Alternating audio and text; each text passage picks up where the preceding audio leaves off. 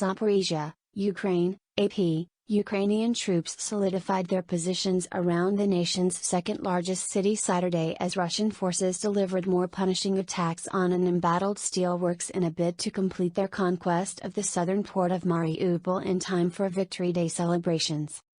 As Monday's holiday commemorating the Soviet Union's World War II victory over Nazi Germany approached, cities across Ukraine prepared for an expected increase in Russian attacks.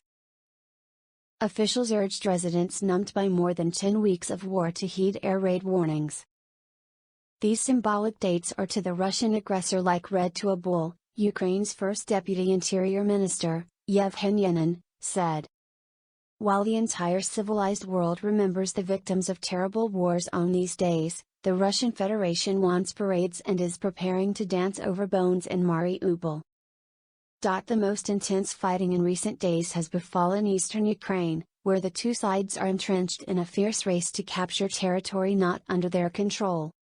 Western military analysts said a Ukrainian counteroffensive was advancing around the northeastern city of Kharkiv while the Russians made minor gains in Luhansk, an area where Moscow-backed separatists have fought since 2014. Against that backdrop, Ukrainian fighters were making a final stand to prevent a complete takeover of Mariupol.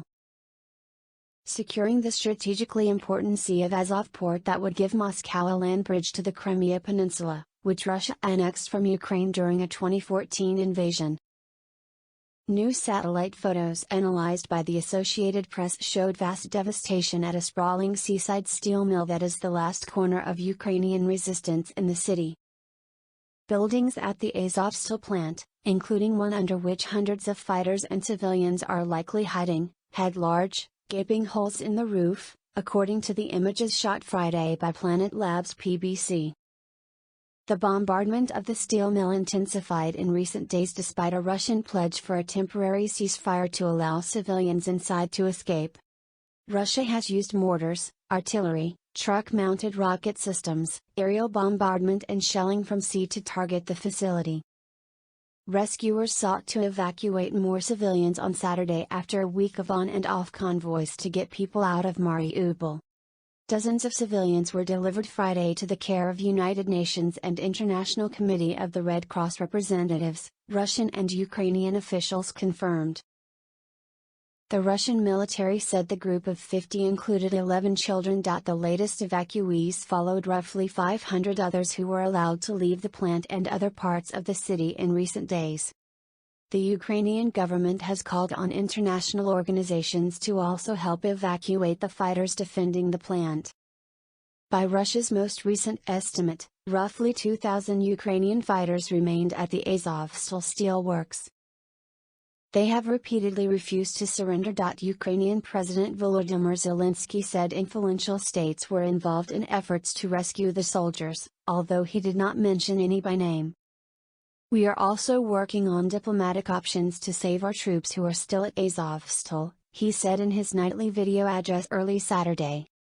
While they pounded away at the plant, Russian forces struggled to make significant gains elsewhere nearly 2.5 months into a ruinous war that has killed thousands of people, forced millions to flee Ukraine and flattened large swaths of some cities.